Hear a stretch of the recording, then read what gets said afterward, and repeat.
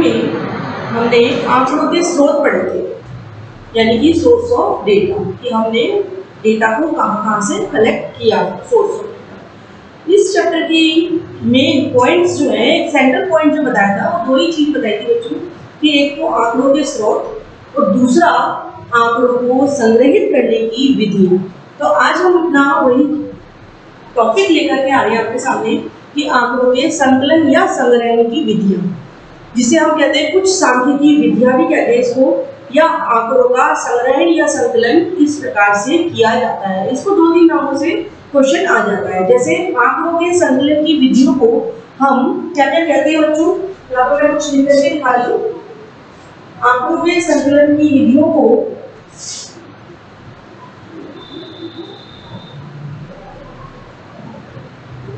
सांख्यिकीय विधियां भी कहते हैं, ठीक है।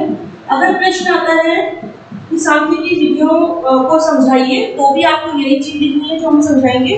और दूसरा, अगर इसके संबंध में क्वेश्चन ऐसे बनकर आता है कि आंकड़ों का संकलन कैसे होता है, आंकड़ों का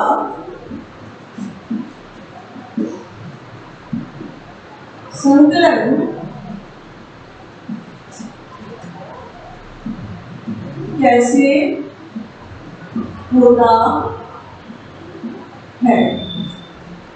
आंकड़ों का संकलन कैसे होता है, तो भी हम यही चीज लिखेंगे। कहने का मतलब आंकड़ों के संकलन की विधियां सांख्यिकी विधियां कहलाती है, और आंकड़ों का संकलन कैसे किया जाता है, यानी कि कौन से मेथड से किया जाता है। विधियां का मतलब होता है बच्चों मेथड, विधियां। तो आज हम इसी को करेंगे। तो हमने हमारा जो पार्ट 1 है, इसकी कुछ विधियां हैं बच्चों, कि आंकड़ों को एकत्रित कर रहे हैं, हम संग्रहित कर रहे हैं, तो किन किन तरीके से हो रहा है। तो कुछ प्रत्यक्ष या अप्रत्यक्ष विधियां हैं इसमें, कुछ पब्लिश्ड और अपब्लिश्ड आंकड़ों के द्वारा हम इनको संग्रहित करते हैं आंकड़ों को। तो इसकी जो है 4 विधियां हैं। 4 विधियों को हम पॉइंट वाइज आपको समझाएंगे। पहले 4 के नाम लिखवाएंगे, फिर एक एक की उपयुक्तता, गुण और अवगुण को समझाते हुए हम आगे की विधियों को कंटिन्यू करेंगे।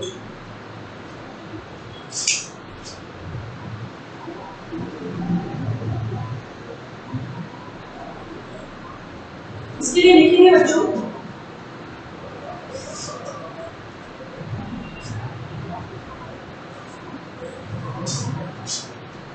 प्राथमिक स्रोत से जब हम बात कर रहे हैं, थोड़ा सा पैराग्राफ लिखे इसके लिए कि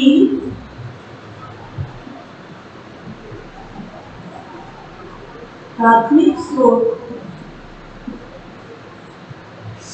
से जब हमें आधारभूत आंकड़े एकत्रित करने होते हैं, हमें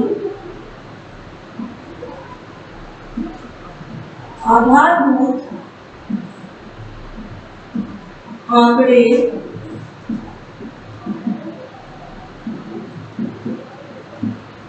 एकत्रित करने होते हैं,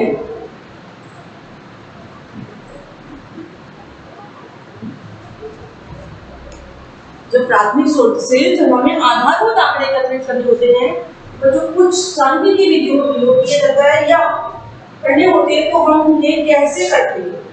इसके लिए कुछ सांख्यिकीय विधियां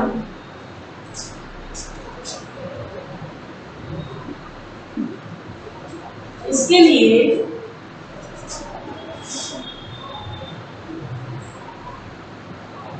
कुछ सांख्यिकीय विधियों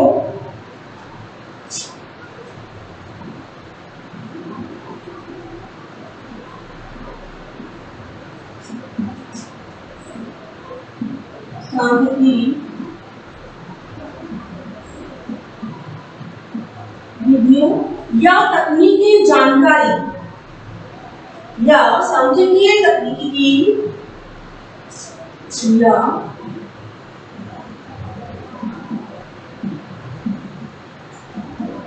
सांख्यिकीय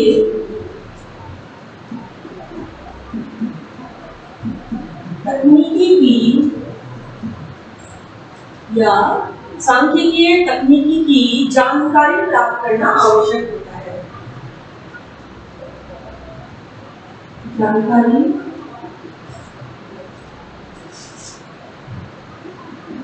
प्राप्त करना आवश्यक है।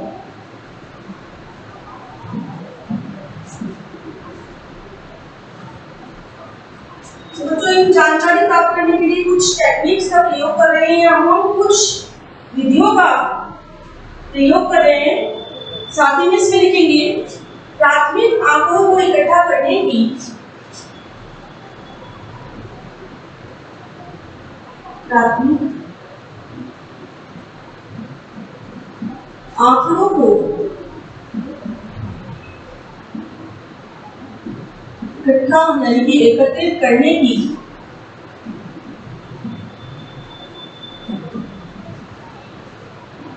मुख्य विधियां निम्नलिखित है।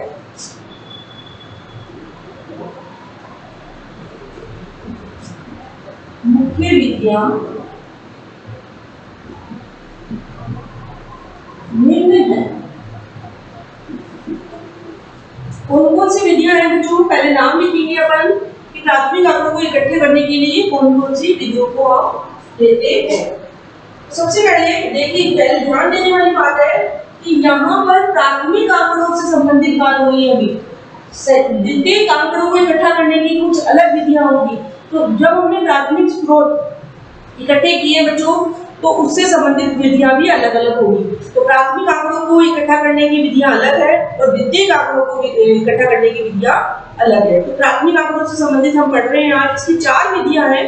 तो प्राथमिक आंकड़ों की जो विधियां है, उसकी 4 विधियों को हम यहाँ पे लिखेंगे। पहले कौन सी है? पहले देखिए, हमने पढ़ा था या हमने उसमें माध्यम में देखा था पिछले वीडियो में, प्रत्यक्ष व्यक्तिगत अनुसंधान पहली विधि है।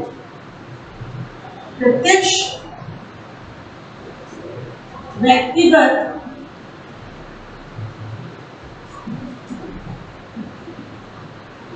अनुसंधान, ठीक है। दूसरी विधि अप्रत्यक्ष मौखिक अनुसंधान।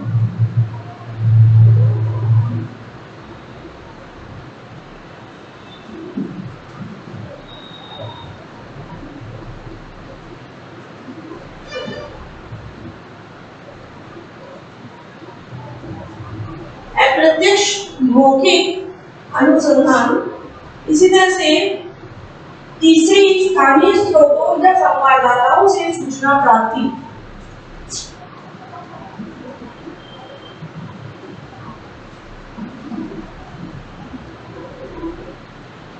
स्थानीय स्रोतों या संवाददाताओं स्थानीय स्रोतों या संवाददाताओं से सूचना प्राप्ति।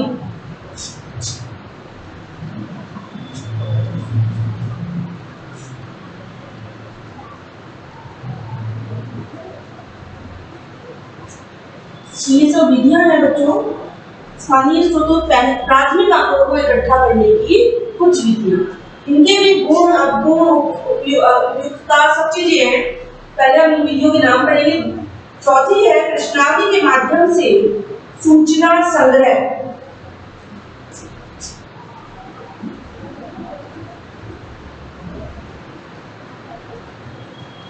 सूचनावली के माध्यम से सूचना संग्रह। प्रश्नावली के माध्यम से भी बच्चों इसके सब पॉइंट्स बना लेते हैं। 2 मुख्य बिंदु है। प्रश्नावली भी किस किस तरीके से होगी उसके 2 पॉइंट हैं। पहले आप वीडियो को नोट करें घर से अपनी कॉपी में।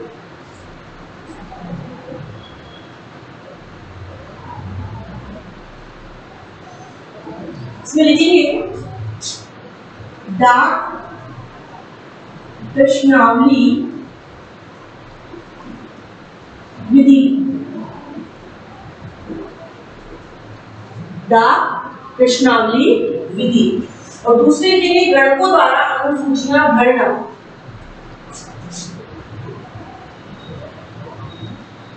गणकों द्वारा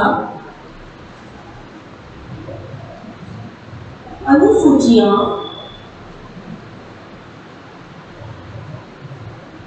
भरना। बच्चों ये विधियां हैं, ये आपको प्राथमिक स्रोत जब हमें एकत्रित करने होते हैं तो इसके लिए कुछ सांख्यिकी विधियों या सांख्यिकी तकनीकी की जानकारी हमें प्राप्त करना आवश्यक होता है। इसके संदर्भ में कुछ विधियां हैं, जैसे कि हमने 4 विधियां लिखी हुई है कि प्रत्यक्ष व्यक्तिगत अनुसंधान, दूसरी अप्रत्यक्ष मौखिक अनुसंधान और तीसरी स्थानीय स्रोतों या संवाददाताओं से सूचना प्राप्त करना। और सबसे इम्पोर्टेंट है 4th वाली हमारी विधि, सांख्यिकी विधि, प्रश्नावली के माध्यम से सूचना संग्रह करना।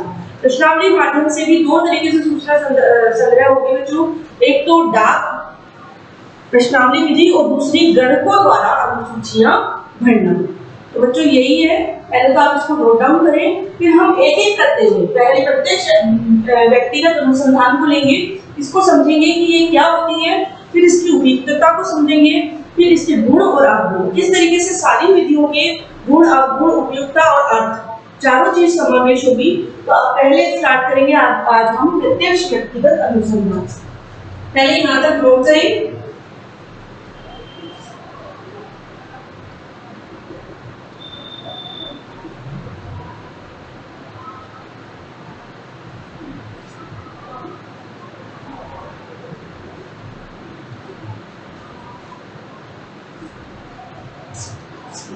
तो जब हमने चारों विधियां नोट करनी बच्चों, तो सबसे पहली विधि लिखेंगे, इसका विस्तृत वर्णन करेंगे अपन।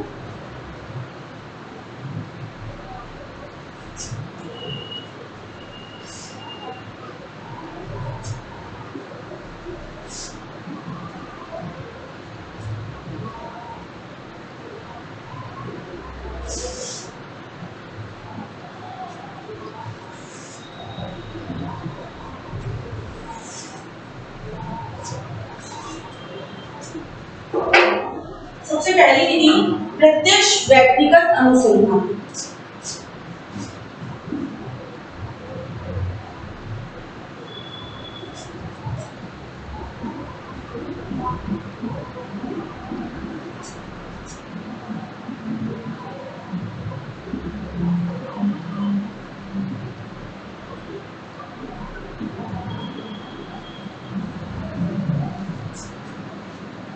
प्रत्यक्ष व्यक्तिगत अनुसंधान बच्चों, जिसके अंतर्गत हमने जब प्राथमिक आंकड़ों को समझा था कि प्राइमरी डेटा जो होते हैं वो कैसे कलेक्ट किए जाते हैं, अगर हमने उसको समझा था तो बच्चों उसी से संबंधित ये चीज है कि प्रत्यक्ष व्यक्तिगत जो आंकड़े हैं वो सीधे व्यक्तियों से संपर्क करके लिए जाते हैं या उनके आधार पर अनुसंधानकर्ताओं द्वारा या कार्य क्षेत्रकर्ताओं द्वारा सीधे, हमने बताया था कि डायरेक्ट लिए जाते हैं, सीधा व्यक्तियों से संपर्क करके इनको प्राप्त किए जाते हैं। तो इसमें वही लिखेंगे प्रत्यक्ष व्यक्तिगत अनुसंधान।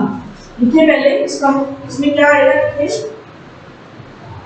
यह विधि वह है, इसके अंतर्गत लिखे बच्चों, यह विधि वह है जिसमें क्या करता है, अनुसंधानकर्ता सीधे व्यक्तियों से संपर्क करता है। तो ये लिखेंगे कि जिसमें एक अनुसंधानकर्ता स्वयं, जिसमें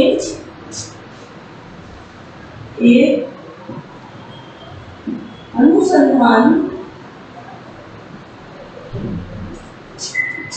अनुसंधानकर्ता लिखा है, जिसमें एक अनुसंधानकर्ता स्वयं अनुसंधान क्षेत्र में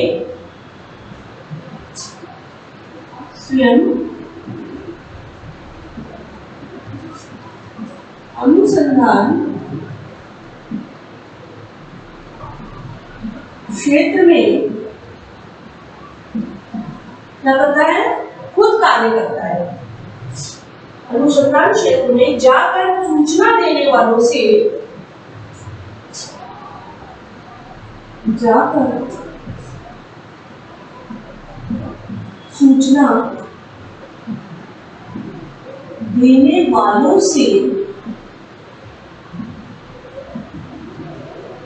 सूचना देने वालों से प्रत्यक्ष तथा सीधा संपर्क स्थापित करता है। प्रत्यक्ष तथा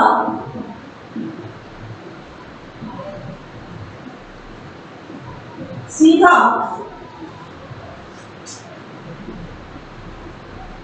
संपर्क स्थापित करता है। कहने का मतलब प्रत्यक्ष व्यक्तिगत अनुसंधान विधि वह विधि है जिसमें एक अनुसंधानकर्ता स्वयं अनुसंधान क्षेत्र में जाकर सूचना देने वालों से प्रत्यक्ष तथा सीधा संपर्क स्थापित करता है। देखिए बच्चों, साथ ही इसमें लिखेंगे और आंकड़े इकट्ठे करता है और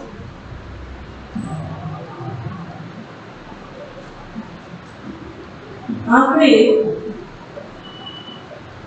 एकत्रित करता है।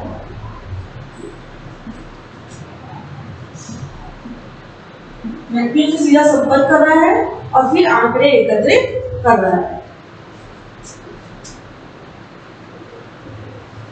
साथ ही बच्चों से लिखेंगे इस विधि की सफलता के लिए आवश्यक है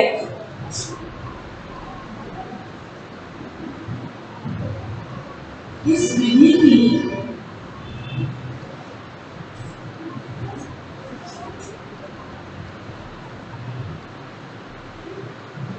सफलता के लिए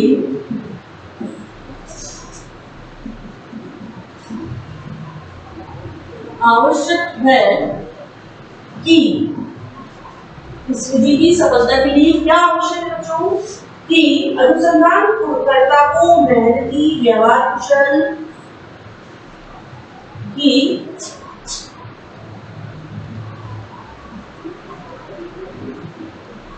अनुसंधानकर्ता को मेहनती, व्यवहार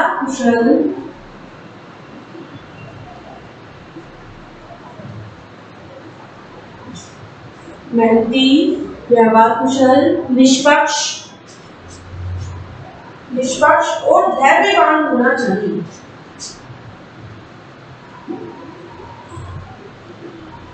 निष्पक्ष और धैर्यवान होना चाहिए। देखिए बच्चों, सबसे इम्पोर्टेंट बात है कि जो अनुसंधान करता है वो क्या होना चाहिए? बिल्कुल निष्पक्ष, व्यवहार कुशल, मेहनती और धैर्यवान। अगर वह अनुसंधानकर्ता में अगर ये सारे गुण हैं तो यह विधि सफल हो सकती है। इसमें साफ लिखा है इस विधि की सफलता के लिए आवश्यक है कि अनुसंधानकर्ता को मेहनती, व्यवहार कुशल, निष्पक्ष और धैर्यवान होना चाहिए, तभी यह विधि सफल है। अगर वह अपने काम को निष्पक्ष तरीके से या धैर्यवान तरीके से नहीं करता है तो यह विधि फेल है, क्योंकि आंकड़े जो एकत्रित होंगे वो फेयर इकट्ठे नहीं होंगे, यानी निष्पक्ष इकट्ठे नहीं होंगे और इस आधार पर कारण परिणामों की व्याख्या गलत हो सकती है बच्चों। तो ध्यान रखें। इसमें लिखें उसे सूचना देने वाले ही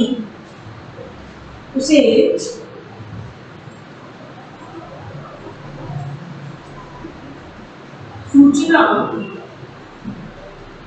देने वालों की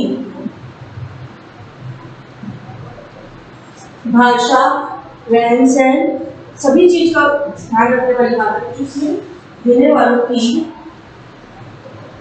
भाषा, रहन सहन,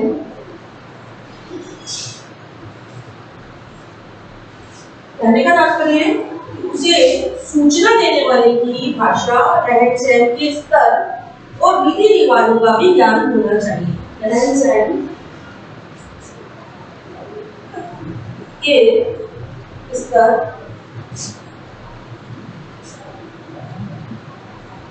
और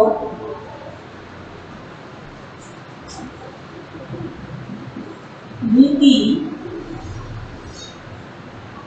रिवाजों का भी ज्ञान होना चाहिए।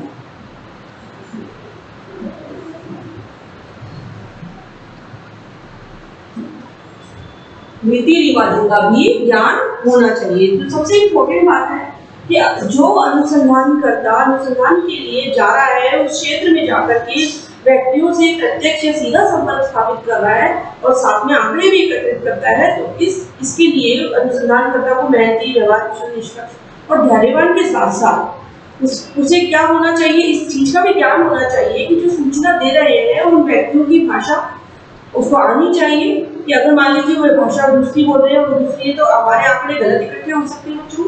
रहन सहन के स्तर के और रीति रिवाजों का भी ज्ञान होना चाहिए, क्योंकि आंकड़े तभी एकत्रित किए जा सकते हैं जब अनुसंधानकर्ता उन व्यक्तियों की भाषा, रहन सहन और रीति रिवाजों को जाने। तो आप लिखिए बच्चों इसमें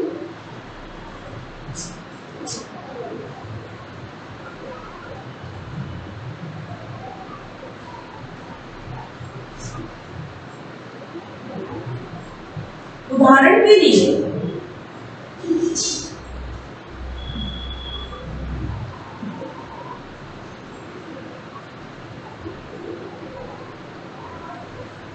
उदाहरण से समझाया जा रहा है प्रत्यक्ष व्यक्तिगत अनुसंधान विधि को बच्चों। इसमें कहा है आप अपने शहर के किसी कारखाने में आप अपने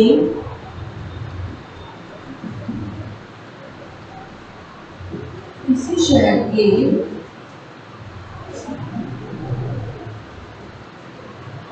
कारखाने में मजदूर, आप अपने किसी शहर के कारखाने में मजदूर या मजदूरों की आर्थिक स्थिति का, कारखाने में मजदूरों की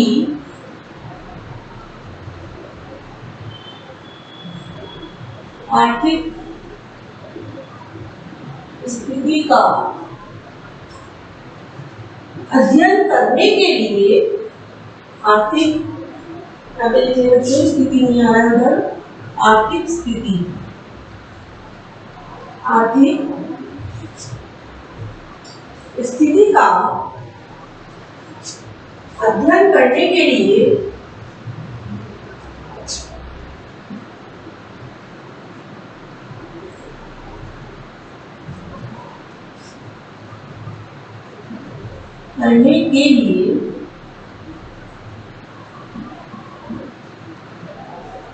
स्वयं उनसे स्वयं मिलकर आंकड़े इकट्ठे करें, उनसे स्वयं मिलकर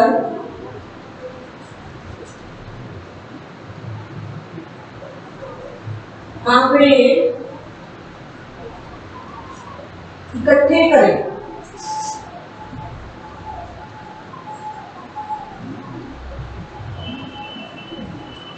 सबसे इम्पोर्टेंट बात है कि अगर हम किसी कारखाने के मजदूरों की आर्थिक स्थिति का पता लगा रहे हैं बच्चों, तो उनसे स्वयं मिलकर आंकड़े इकट्ठे करने की जरूरत पड़ती है। तो इस तरीके को प्रत्यक्ष व्यक्तिगत अनुसंधान कहा जाएगा। तो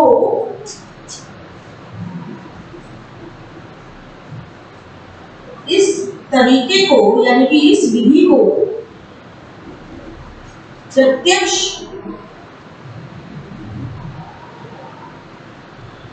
व्यक्तिगत अनुसंधान कहा जाए।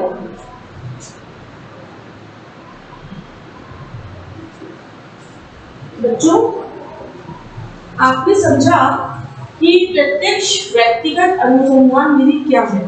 तो हम ये कहना चाहते हैं कि प्रत्यक्ष अनुसंधान विधि यानी प्रत्यक्ष व्यक्तिगत अनुसंधान विधि वह विधि है जिसमें एक अनुसंधानकर्ता स्वयं अनुसंधान क्षेत्र में जाकर सूचना देने वालों से प्रत्यक्ष या सीधा संपर्क स्थापित करता है और आंकड़े एकत्रित करता है। तो इस विधि की सफलता के लिए आवश्यक है कि अनुसंधानकर्ता को मेहनती, व्यवहार कुशल, निष्पक्ष और धैर्यवान होना चाहिए। साथ ही उसे ये भी ज्ञान होना चाहिए बच्चों कि उसे सूचना देने वालों की भाषा, रहन सहन का स्तर और रीति रिवाजों का भी उसे ज्ञान होना चाहिए। प्रत्यक्ष व्यक्तिगत अनुसंधान विधि के अंतर्गत आपको एक उदाहरण के द्वारा समझाया गया है कि आप किसी शहर के कारखाने में मजदूरों की आर्थिक स्थिति का अध्ययन करने के लिए उनसे स्वयं मिलकर आंकड़े इकट्ठे करते हैं या एकत्रित करते हैं, तो इसे कौन सी विधि कहा जाएगा बच्चों? इसे कहा जाएगा प्रत्यक्ष अनुसंधान व्यक्तिगत अनुसंधान विधि कहा जाएगा। तो नोट करें बच्चों, इस विधि के अंतर्गत सबसे इंपॉर्टेंट रोल जो है वो किसका देखा है आपने? सबसे इंपॉर्टेंट भूमिका जो निभा रहे हैं वो है अनुसंधानकर्ता। अगर अनुसंधानकर्ता खुद जा रहा है और सीधे संपर्क स्थापित कर रहा है, इसका रोल बहुत ज्यादा इंपॉर्टेंट है, क्योंकि अनुसंधानकर्ता ने या कार्य क्षेत्रकर्ता ने खुद स्वयं जाकर के ये आंकड़े एकत्रित किए। दूसरी बात है कि उसको क्या होना चाहिए? मेहनती, लेबोरियस, निष्पक्ष और धैर्यवान। और साथ ही में मतलब सबसे इम्पोर्टेंट रोल जो है, हम कह सकते हैं सबसे इम्पोर्टेंट भूमिका जो है वो किसकी दिख रही है हमें प्रत्यक्ष व्यक्तिगत अनुसंधान की? अनुसंधानकर्ता की, क्योंकि अनुसंधानकर्ता के द्वारा ही अनुसंधान क्षेत्र में जाकर रिपोर्ट तैयार की जा रही है, सूचना तैयार की जा रही है। किससे मिलकर के? व्यक्तियों से, और सीधा संपर्क स्थापित करके आंकड़े इकट्ठे की जाती है। प्राथमिक स्रोत में, प्राथमिक जो स्रोत है उसमें सबसे पहली विधि जो है, और सबसे पहली विधि में बच्चों सबसे इम्पोर्टेंट रोल किसका दिख रहा है? अनुसंधानकर्ता का, स्वयं अनुसंधानकर्ता का, क्योंकि अनुसंधानकर्ता के द्वारा ही आंकड़े एकत्रित किए जा रहे हैं और उनके आधार पर ही हम विश्लेषण कर रहे हैं। क्योंकि प्राथमिक जो आंकड़े हैं, ये प्राथमिक स्रोत है, उनके आधार पर या उन पर ही निर्भर रह करके द्वितीय आंकड़ों का संकलन किया जाता है। तो यदि अगर अनुसंधानकर्ता स्वयं ही गलतियां करता है या निष्पक्ष नहीं होता है, धैर्यवान नहीं होता, या व्यवहार कुशल या मेहनती नहीं है, तो इसकी जो है असफलता हो सकती है। इसलिए प्रत्यक्ष व्यक्तिगत अनुसंधान विधि में यह असफलता निश्चित ही हो सकती है, क्योंकि अगर आंकड़े सही एकत्रित नहीं हुए तो ये एक श्रृंखला के रूप में आगे तक जाते हैं, रिपोर्ट बनती है और ये रिपोर्ट हमारी गलत आ सकती है और इसके आधार पर निष्कर्ष और समस्याओं का समाधान नहीं हो सकता। तो आज के हमारे इस वीडियो में हमने यही बताया कि आंकड़ों के संकलन की विधियां या आंकड़ों को हम कैसे संकलित करते हैं, इकट्ठे करते हैं। तो हमने बताया आंकड़े जब हमने संकलन करेंगे, दो तरीके से इकट्ठे किए थे हमने, एक तो प्राथमिक आंकड़े और एक द्वितीयक आंकड़े। तो आज हमने बच्चों प्राथमिक आंकड़ों की 4 विधियों को समझा, नाम लिखे होंगे। सबसे पहली विधि को हमने विस्तृत तरीके से समझाया। अब हमारे जो अगले वीडियो में है, इसकी उपयुक्तता, गुण और अवगुण। उपयुक्तता का मतलब है कि यह विधि कहाँ ज्यादा इम्पोर्टेंट है या इस विधि की क्या इम्पोर्टेंस है, तो उस उपयुक्तता को समझाएंगे। पॉइंट टू पॉइंट आप लिखेंगे, नोट डाउन करेंगे अपने नोट्स को। बहुत इंपॉर्टेंट चैप्टर है बच्चों। आंकड़ों के संग्रहित करने की विधियां या आंकड़ों को कैसे संकलन किया जाता है, सांख्यिकी विधियों के रूप में ये प्रश्न भर के आ जाते हैं। अलग अलग विधि के यानी अलग अलग विधियों के भी प्रश्न अपने आप में बनकर आ जाते हैं, जैसे प्रत्यक्ष व्यक्तिगत अनुसंधान विधि को समझाएंगे या प्राथमिक आंकड़ों को इकट्ठा करने की कोई 2 विधियों को समझाएंगे। तो जब आपने चारों विधियों को पढ़ा होगा, उसकी उपयुक्तता को समझा होगा, उसके गुण और अवगुणों को जाना होगा, तो बच्चों आप अंतर भी सीख जाएंगे और इन विधियों का विस्तृत वर्णन करना भी सीख जाएंगे। तो आज के वीडियो में आप नोट डाउन करो हमारी ये विधि पूरी, कि प्रत्यक्ष व्यक्तिगत अनुसंधान विधि पूरी आप नोट्स कॉपी में बच्चों नोट करें, साथ में उदाहरण भी नोट करें। उदाहरण की सहायता से हमें हर विधि जल्दी से समझ में आ जाती है। तो हम अपने अगले वीडियो में आएंगे आंकड़ों के संकलन की विधियां, यानी पहली विधि का पार्ट 2 लेकर के, जो इसमें हम उपयुक्तता बताएंगे प्रत्यक्ष व्यक्तिगत अनुसंधान विधि की, और इसके गुण और इनके अवगुणों को हम उसमें आपको समझाएंगे बच्चों, और उसी के बेस पे आप अध्ययन करें तो आपको बहुत ही अच्छा तरीके से आपकी पहली विधि समझ में आ जाएगी। तब तक के लिए बच्चों ओके।